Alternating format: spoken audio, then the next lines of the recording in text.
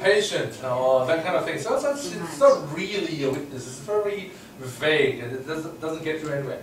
We'll look into how, if you really want to know that person's strengths and weaknesses, we'll, at the end of the presentation, we'll let you know how we can find out a better way.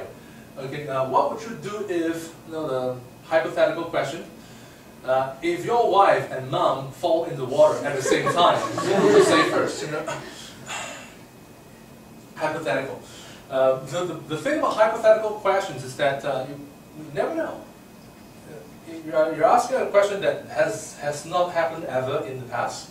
So whatever answer they give you now it may or may not be the case in the future.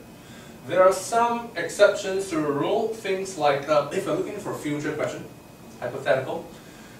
Exceptions are, what do you want to learn? Now, if you want to join us, what is it that you want to learn most? Especially if you're hiring fresh graduates. We all know that in the Chinese school system, university system, in the 4 years of university, basically, what do you think are the key learning points in Chinese universities in those 4 years? The key learning points: how to play cards, how to find the girlfriend, boyfriend, and how to drink. So these are the key main learning points in the 4 years in most Chinese universities. Apart from those key learning points, what else you can find out from fresh graduates? What else they have learned that they deem useful in the workplace? Because these are the past, and sometimes you can extend to the future. If you find the first job, what do you want to learn? What are things that you want? These are more hypothetical, but it helps in the sense that we also can see that person's attitude. And just to digress a little bit about fresh graduates. Any one of us do campus recruitment, 校园招聘. Yeah. Okay. If you do campus recruitment, and if you were to bump into people who study management or business administration, right, and they ask them, what do you want to do? What job do you want? And guess what is the answer? I can do anything. Okay, that's still okay, but that's a worse answer than that. If you target people who study management or business administration, I don't know. I don't know. It's still a good answer. It's still a good answer. It's still a good answer. But actually, I had one fresh graduate. Yes. He approached me. He said that I want to be important role, so I want to be a manager. This is the first, Yes, first I want to be a manager. Okay, so especially for people who study management and business administration. So they say, I want to be a manager, and I ask them, why do you want to be a manager? Because I studied management. Duh, yes, great. And then if you want to go in deeper, right, just play along.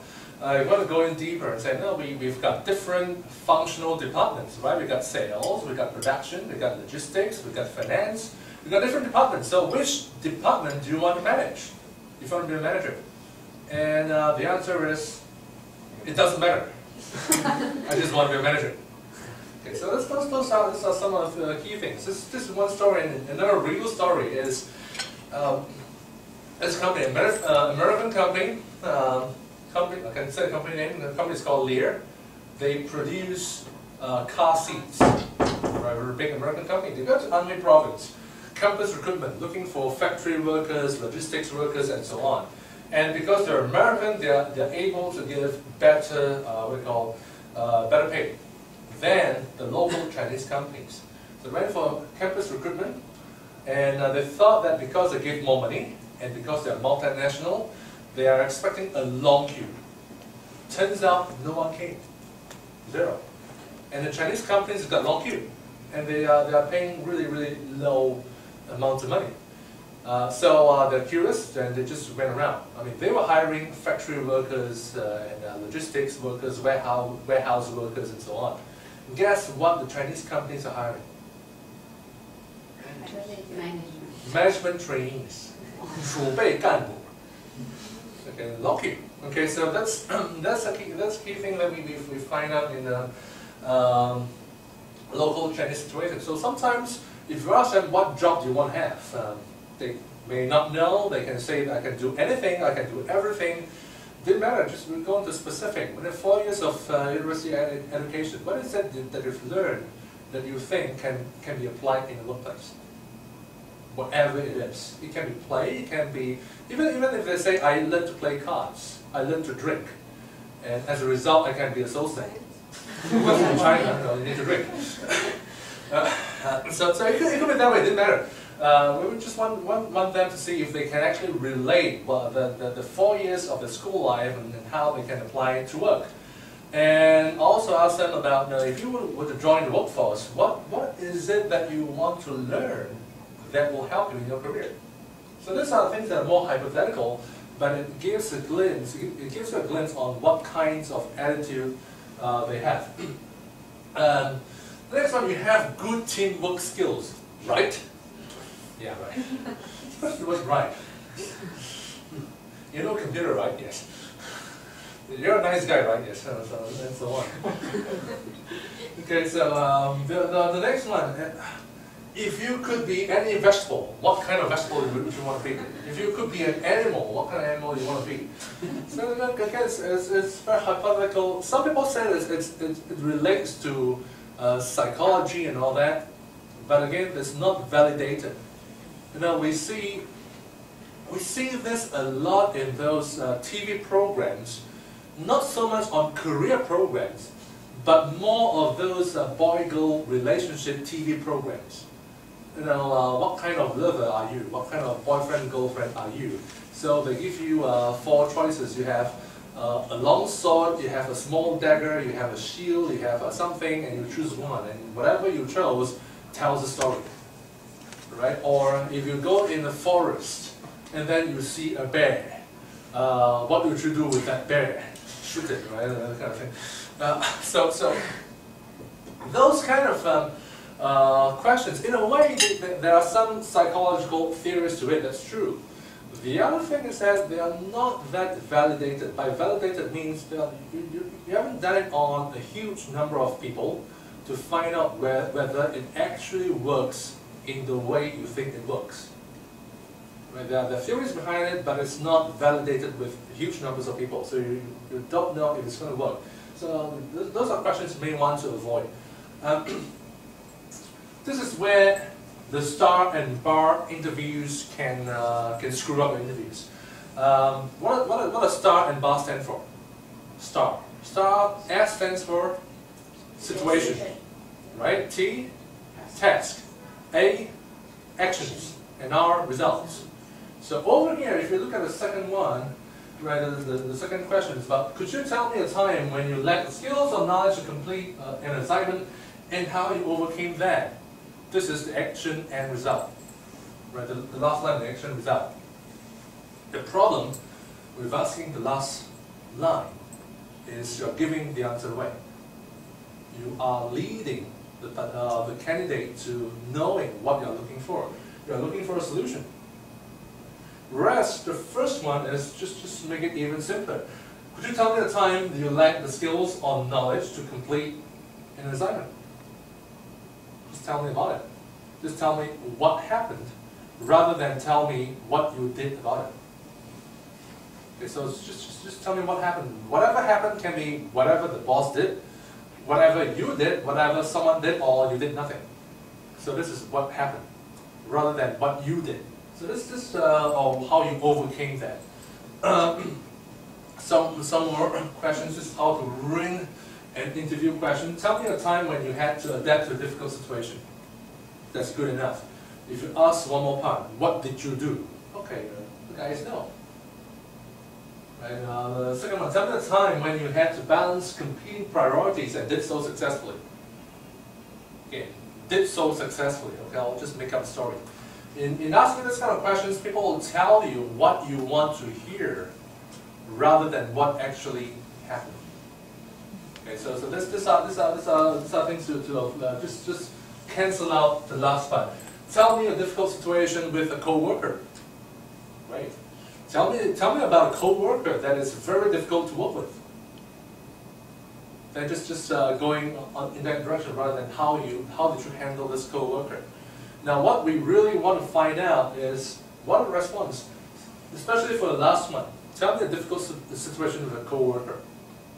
If the response is like, oh, that coworker gives me a lot of trouble, everything the boss asks him to do, he cannot do it, and he didn't ask people for help, he's really a jerk, he's really a problem, and so on, it's about him, it's about pushing all the blame to that coworker, then you know that this person probably is a problem bringer, not a problem solver.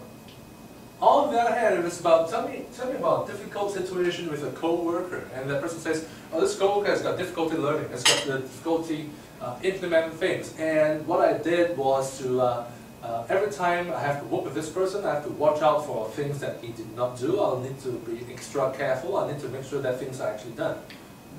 Right? This may, I can give the impression that I don't like this person, but I still look for ways to solve the problem. So these are the people that we want to hire. We want to hire problem solvers, not problem bringers. Okay, so this is again to structure the question. So using the brown shots for asking the characteristics. So step one is we can look for specific challenges. Right? When asking interviews, we don't want to ask about tell me your greatest success story. Tell me about your best year in business. We don't want to do that. Why? Because people tend to learn more in difficult times. People tend also to show their true colors in difficult times. We also want to see that persons, when faced with a difficulty, are they able to solve a problem or just doing nothing? Okay, these are things we want to find. So if it's a sales interview, we will not ask a person, tell me about your best year, tell me about your best sales results. We'll ask the person instead, tell me about your worst year. Tell me about a sale that you thought you got it, and then it flew away. We want to ask about difficult situations and find out how they deal with the difficulty, did they learn anything from it, how did they respond to a difficult situation like this. So to engineering issues, same thing. Sometimes we may even ask things like, if you got an assignment that a boss gave you, and when you got an assignment that a boss gave you and you have to work with another department, was there such an assignment? Tell me what happened. Or better still, was there a time that you are working on an assignment where you need to have the collaboration of other departments? And it just so happens that that other department is not very cooperative. Is there such a case? Tell me what happened. Tell me about that department. So you point direction to that department's what happened rather than to what they did with that situation. So we want to see if they're able to come with a perspective on the negative event and what they did to solve the issue. Okay, so the opening is tell me a time that you did something or faced with a certain problem. Leave it hanging, don't ask about what did you do about it. Okay, so these are some of the examples here to find out the problem bringers and problem solvers. Tell me a time when you had to adapt to a difficult situation. Cancel out, what did you do? Right? Tell me a time when you had to balance competing priorities. Tell me the difficult situation with a coworker.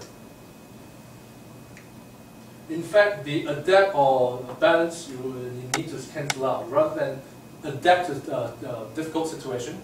Tell me about some of the difficult situations you face in your previous job. Adapt itself is also leading. Balance itself is also leading. Tell me a time when your boss gave you a lot of work to do. Right, so we want to see whether they are able to prioritize, whether they're willing to work extra hours or so on, or